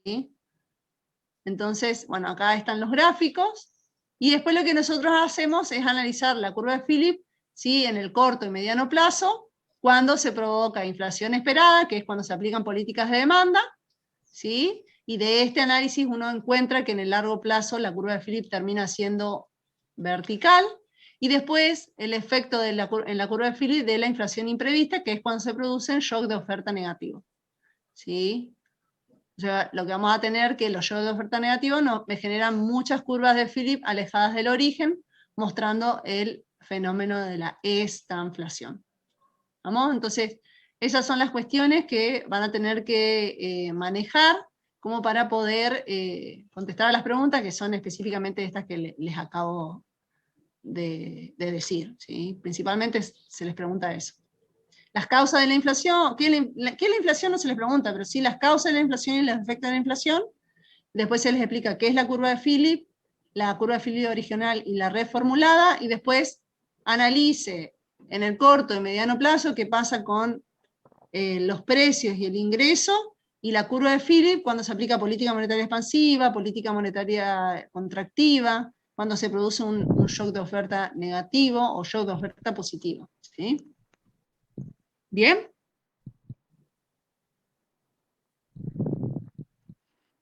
¿Estamos? ¿Una pregunta hasta ahí? No, ninguna, profe. No, profe. Medio rápido me parece, ¿no? Pero bueno, lo que les recomiendo es que lean, ¿sí? Ya y Peren Harry. Yo les voy a dar este Power, ya está subido en el aula virtual, ¿no? En el Drive y en el aula virtual creo que también, pero no están estos gráficos que hice ayer, que son los de la curva de oferta agregada y el modelo de oferta agregada demanda agregada, más esto de la curva de Philip, así que se los subo y ya van a tener, ¿sí? Repasen aquellas cuestiones que yo les pido que profundicen ustedes, ¿estamos? Para poder tener un panorama más amplio, ¿sí? Aparte porque se les pregunta, ya les dije, la ley de Ockham, por ejemplo, lo vimos, pero se les puede preguntar, e inclusive se puede hacer algún ejercicio. Después, señoriaje, se les pregunta y lee la curva de Laffer, que expliquen qué es. Bien. Así que bueno, eso sería la bolilla número 3. Bien. ¿Tienen alguna pregunta? ¿Quieren hacer alguna consulta? Yo tengo una duda de cuando se hacía totalmente inelástica la curva de Philip. ¿Se convierte totalmente en vertical esa recta que trazábamos? Claro. Sí, exactamente. Y, espérenme un segundo. La curva de Philip en el largo plazo, cuando hay inflación prevista, se hace perfectamente vertical. ¿Sí? También se le dice a la curva de Philip la oferta agregada. Esperen un segundo que claro, acá en este caso, acá sería, ¿sí? Cuando se da la inflación esperada, ¿sí? No Que estaba- surge específicamente. Profe, ¿usted está presentando pantalla? No, sí, pero no. Ah. Sí, pero no. Ahí está. Estoy presentando pantalla, pero no la había compartido. Este era el gráfico donde, fíjense, en la curva de Philip se hace vertical, ¿sí? En el largo plazo. Y que en definitiva lo que hace esta recta vertical es unir todos estos puntos A, C, que son los puntos a los cuales tiende la economía en el largo plazo cuando se aplican políticas de demanda. ¿Sí? Entonces también se la dice que es la oferta agregada en el largo plazo. ¿Sí? Porque en definitiva, fíjense que por más que aplique políticas de demanda en el corto plazo, genero efectos sobre el ingreso. Pero ¿qué pasa en el largo plazo? En el largo plazo siempre vuelvo al nivel de ingreso potencial. Siempre vuelvo a la tasa natural de desempleo. Entonces, en definitiva, la oferta que ahora tiene pendiente positiva termina siendo totalmente vertical, igual a la oferta clásica. ¿Sí? Acuérdense que la oferta clásica es vertical. ¿A qué nivel de ingreso? Al nivel de ingreso potencial. ¿A qué nivel de tasa de desempleo? Al nivel de tasa natural de desempleo. Esa es la curva de oferta agregada de los clásicos, que no es otra cosa que la curva de oferta a largo plazo. ¿Sí? Pero entre el corto plazo y el largo plazo está la síntesis, que es esta que estamos viendo ahora, la rojita, que tiene pendiente positiva. ¿Estamos? Entonces, eso lo vemos en la oferta agregada. Y en la curva de Philip, ¿sí? También vamos a tener que en el corto plazo se observa el trade-off entre inflación y desempleo, pero en el largo plazo, como siempre tendemos a la tasa natural de desempleo, la curva de Philip se tiende a ser vertical y vamos a tener que asumir siempre inflación más alta a la misma tasa de desempleo. ¿Estamos? ¿Entienden? ¿Quién me había preguntado? Creo que era eso que me preguntaste. Sí, quedó claro. ¿Sí?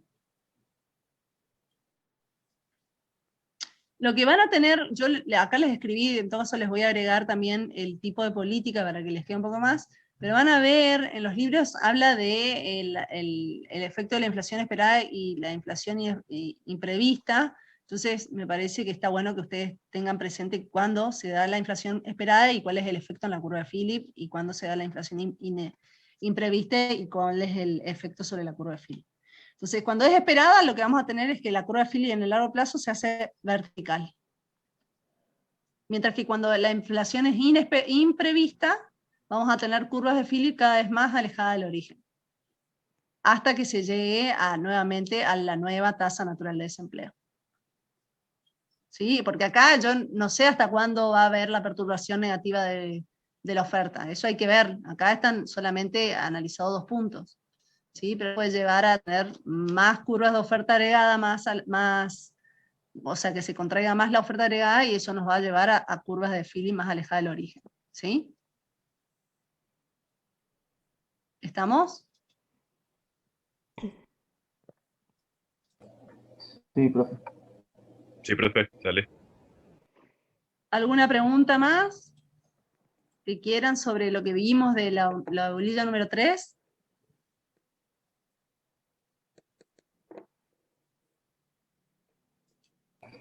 Profe, ¿puedo tipo, dar un comentario de que Sí, sí, creo de que entonces si es esperada, entonces la tasa de desempleo natural no va a cambiar, a diferencia de cuando es exacto. imprevista, va a ir aumentando cada vez más la tasa de desempleo.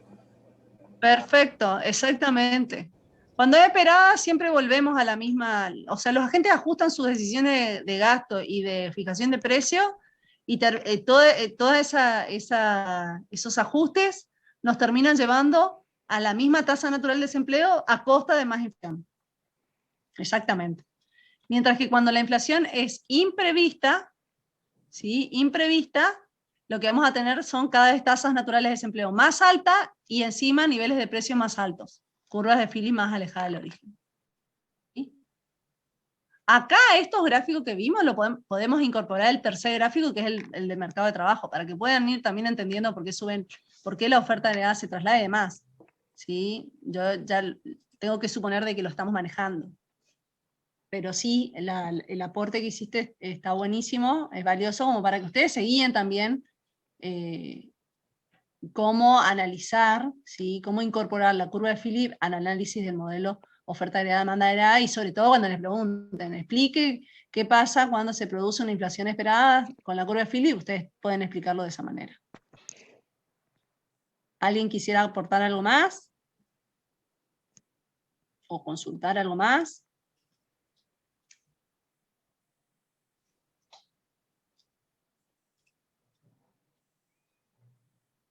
Bueno, ahora después de que terminemos la clase, les subo ese Power. Creo que les va a ser bastante de utilidad, sobre todo los gráficos. Y ahora lo que quiero para que el martes puedan continuar es darles una introducción a lo que viene de la bolilla número 4. ¿Sí? Para poder desarrollarlo la semana que viene, que también en la bolilla número 4, que es la bolilla de crecimiento, es una bolilla que tiene más teoría que práctica, ¿sí? Lo que se trata de analizar justamente son las teorías de crecimiento, por qué crecen los países, ¿sí? Van a ir viendo distintas teorías. Específicamente nos enfocamos en 2 grandes teorías, que son el modelo neoclásico y el endógeno, pero bueno, previamente a eso, lo que hacemos es decir, bueno, a ver, ¿por qué crecen las economías? ¿Cuáles son las causas por las cuales crecen la economía? Y acá hay algunos indicadores que nos permiten medir el crecimiento económico, ingreso o producto por persona, que es el ingreso per cápita, se calcula como ingreso total dividido la población. El crecimiento económico, que es el aumento del producto por persona, o sea, el ingreso per cápita en el largo plazo. ¿Sí? El producto potencial, que es el ingreso potencial, es la máxima producción posible de una economía, es decir, el nivel de ingreso, el nivel de producto que se generaría cuando estamos en la tasa natural de desempleo. Y la brecha de producto es la diferencia entre el producto efectivo, ¿sí? el ingreso efectivo y el potencial. ¿Sí? ¿Cómo se mide el crecimiento? Se utiliza el PBI per cápita, ¿sí? a lo largo del tiempo. Entonces, lo que vamos a ver acá son las causas de por qué crece la economía, ¿sí?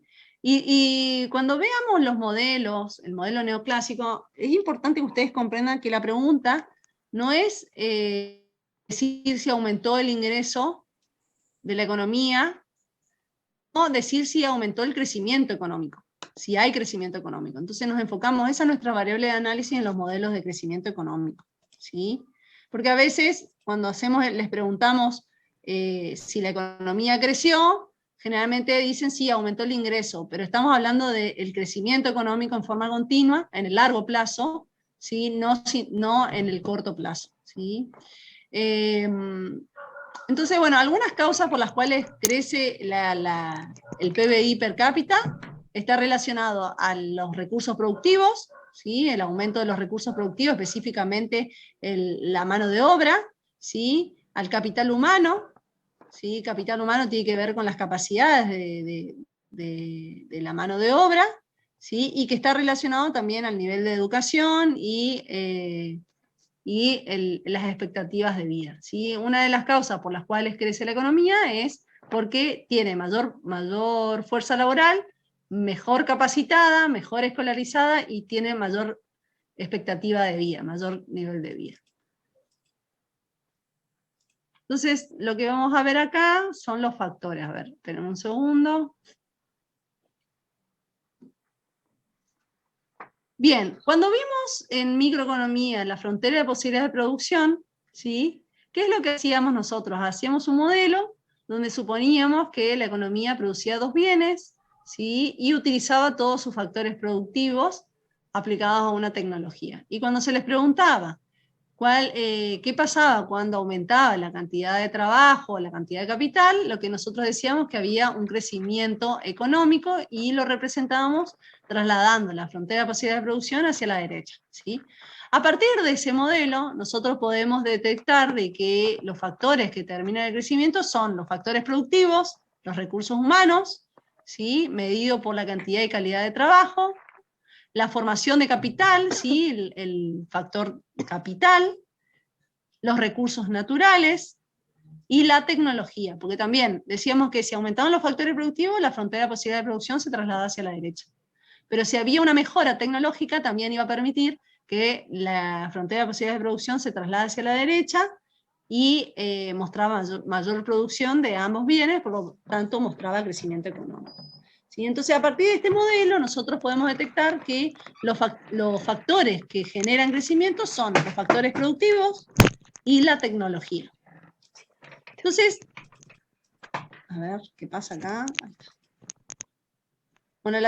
Bueno, la tecnología y después tenemos la productividad también genera crecimiento económico. ¿Sí? La productividad tiene que ver con la capacidad de producción que tengan los factores productivos. Y esto, en la productividad, la tecnología tiene un papel fundamental, ¿sí? Porque es la que va a permitir que esos factores productivos tengan mayor productividad, produzcan más por hora destinada, ¿sí?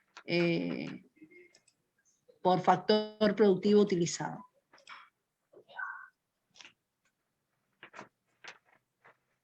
Bien, eso es la productividad. ¿Qué es la tecnología? La tecnología, acuérdense que es la forma en que combinamos los factores productivos.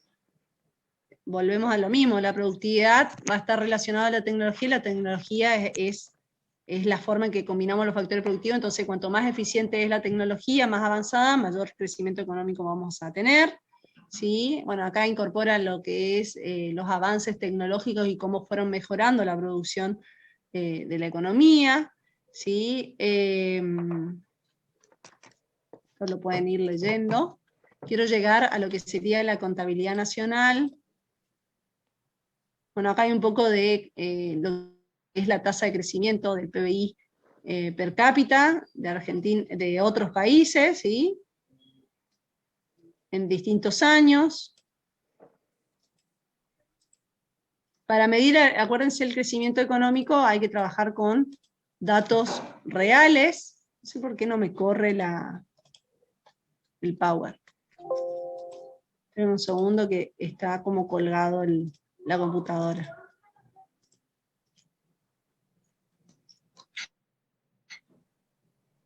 Bueno, acá hay más datos que pueden analizar. Bueno, lo que les decía recién, lo que se hace para analizar el crecimiento económico, que ya lo hemos visto en la unidad número 1, lo que se trabaja es con el PBI, en este caso per cápita constante, ¿sí? Y para poder comparar los países, tienen que estar todos medidos en la misma unidad de medida, ¿sí? Generalmente se trabaja con dólar, por supuesto.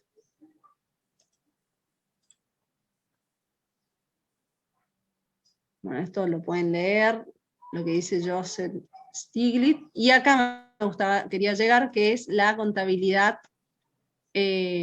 nacional, ¿sí? La contabilidad de crecimiento, que a veces se les pide algún ejercicio, es más, en el práctico lo que se hace es que calculen esto, pero bueno, la contabilidad de crecimiento lo que hace es justamente tener en cuenta los factores que les acabo de decir, ¿sí?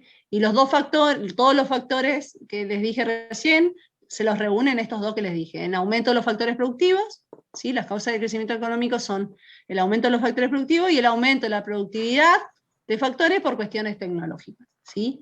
Y lo que hace la contabilidad de crecimiento es tener en cuenta estos dos tipos de factores que causan crecimiento y trabaja con esta ecuación general que dice que el nivel de producción es igual a A por una función de los factores productivos, capital y trabajo, ¿sí?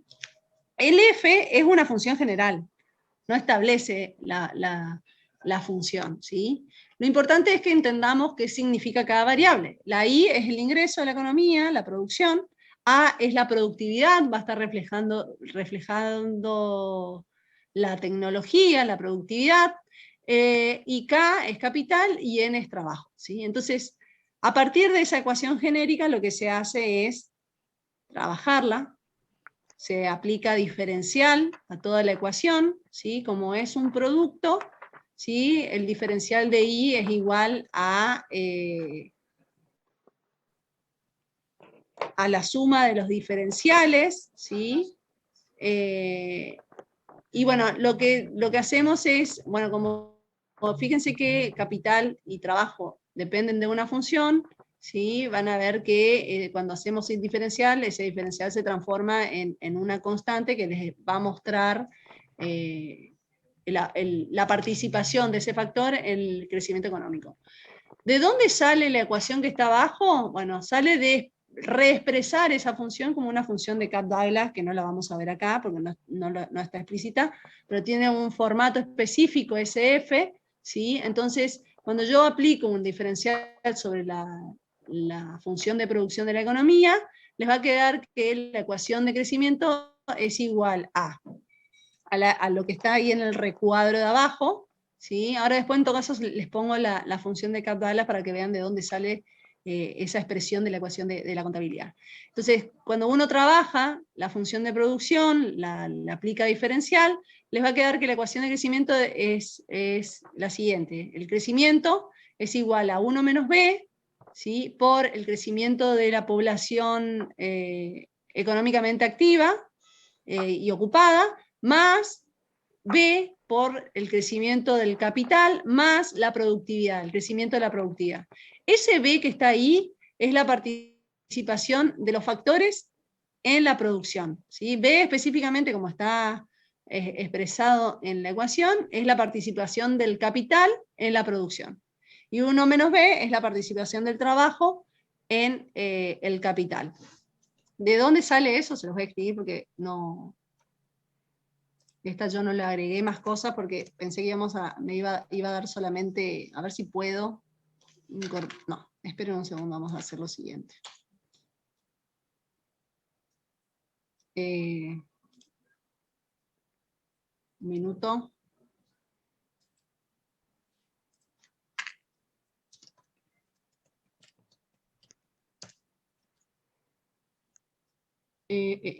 Ya estoy. Un minuto.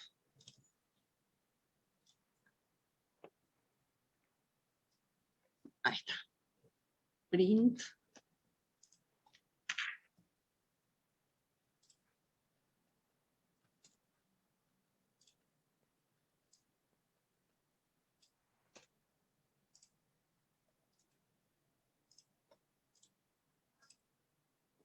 acá, fíjense, acá está la función que habla de dónde es. Lo que pasa es que yo la acabo de copiar de internet y como, ahí está, miren. Esperen un segundo, que les explico. El Q sería la I, A es la productividad, T es el N, el trabajo, alfa sería el beta, el 1 menos beta, y el K sería el beta. Entonces, si ustedes a esta ecuación le aplican el diferencial y después le dividen por las variables que están ahí establecidas, bueno, uno va a llegar a esta expresión que está en el recuadro. ¿Sí? Esto para que después lo tengan presente de dónde sale el 1 menos b y el beta. ¿Sí? Entonces, lo que dice la ecuación de la contabilidad de crecimiento es que el crecimiento va a depender del crecimiento de la mano de obra y del crecimiento del capital y del crecimiento de la productividad. ¿Sí? Entonces, lo que hacemos es aplicar esa fórmula. Acá hay un ejemplo, ¿sí? Si beta le damos 0,25 y 1 menos beta 0,75, o sea, la participación del capital es 25% y el trabajo es 75%, ¿de qué va a depender la participación? De la tecnología que tengamos. Si la población activa crece un 1,2%, que sería la variación de N sobre N, la del estado de capital 3%, que sería variación de K sobre K, y la productividad un 1,5%, reemplazamos esos valores en la ecuación. En estas características, la economía crecería un 3,15%. ¿Sí? Entonces, la ecuación lo que nos permite es poder, a partir de los datos que me brinda la economía, calcular el crecimiento que va a tener la economía. ¿Sí? Ahora, esta ecuación tiene algo interesante. ¿Sí? Yo puedo encontrar datos sobre el crecimiento de la población activa. Puedo tener datos del crecimiento de la cantidad de stock de capital, ¿sí? Puedo saber qué participación tiene el trabajo y los capitales dentro de la producción, pero lo que no voy a poder saber explícitamente es el aporte de la productividad y de la tecnología. Entonces, esta contabilidad lo que me permite es calcular, ¿sí? El residuo de Solow, que no es otra cosa que la productividad que se genera, que sería la variación de A sobre A. A ver, esta parte porque lo van a desarrollar un poquito mejor, ¿sí? Porque esto está expresado, esperen un segundo, si está explícito, no. Vamos para atrás. Entonces lo que me permitiría, o sea, nosotros en un examen lo que le podemos pedir es, a partir de la contabilidad de crecimiento, cuánto es la productividad, si la economía crece un 3,15%, el estado de capital crece un 3%, la población activa crece un 1,2%, y la participación de los factores en la producción son estos. Ustedes lo que pueden hacer es por diferencia calcular la productividad, que es lo que nosotros llamamos el residuo de Solow. ¿Sí? Entonces, la idea de esta ecuación es poder justamente explicar cuáles son las causas de la inflación, las causas del crecimiento, y también poder ver cuál es el aporte de la productividad al crecimiento a partir de la deducción que uno obtiene de esta ecuación. Lo voy a dejar acá porque acá hay unas modificaciones en la contabilidad, ¿sí? Que van a requerir un poquito más de explicación. Esto lo vamos a trabajar un poquito mejor el martes, ¿sí? Porque lo que hace en las próximas feminas que nos va a servir para el modelo de Solow es expresar todos en términos de capital por trabajo, ¿sí? Es decir, dividimos todos por trabajo y ya trabajamos todo por el ingreso por trabajador, el capital por trabajador, y nos permite el desarrollo de los próximos modelos, ¿sí? Entonces, bueno, con esto nada más les doy la introducción a las teorías de crecimiento, que lo van a trabajar un poquito mejor la clase que viene con Sebastián, ¿sí? Le dejo esa parte a él porque si no, no me va a dar el tiempo para ir explicando la transformación que hacemos de la contabilidad nacional, ¿sí? Así que con esto cerraríamos la clase de hoy. ¿Tiene idea de hasta cuándo? ¿Alguien tiene alguna pregunta? Miren, lo que vamos a tomar va a ser hasta lo que desarrollemos la semana que viene. Así que lo que les voy a pedir es que les voy a subir ya el PowerPoint de crecimiento, que también le den una lectura, como para poder desarrollar más rápidamente. Sobre todo van a trabajar el modelo de Solow y de teoría endógena, y el resto de los temas lo van a tener que profundizar ustedes. Entonces el jueves podemos introducir el sector externo al análisis. Así que bueno, eso les va a quedar un poquito para profundizar, pero yo ahora ya les subo el Power como para que ya vayan chusmeando los temas y vayan leyendo y vayan complementando con los libros, ¿sí?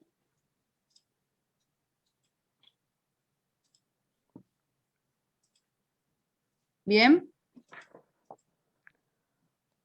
Profe, ¿sabe algo de las notas? Las notas están en proceso, pero tienen que estar para la semana que viene más tardar. ¿Sí? Bueno, Dale, profe. Buenísimo. Bueno, pero en breve van a estar. ¿Sí? No se preocupen que, como ya les dije, ya tenemos más del 50%. Se juntaron varias materias también, todas rindieron parciales, entonces bueno, lleva su tiempo corregir, pero no se hagan problema que van a recibir sus notas, van a recibir sus devoluciones, el que lo requiera.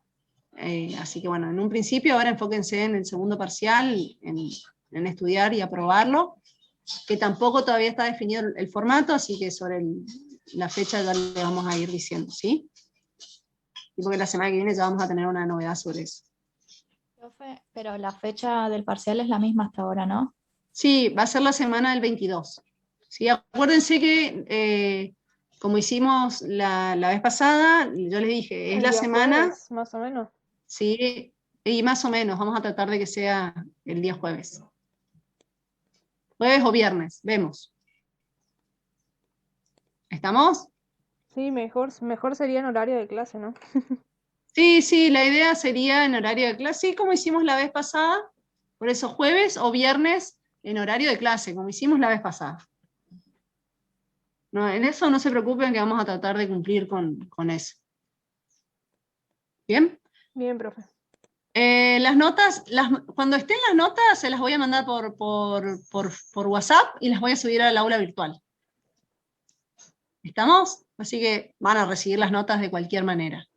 Van a recibir mail, voy a subir el archivo en el aula virtual y se las mando por WhatsApp al grupo. ¿Bien? Buenísimo, profe. Dale, profe.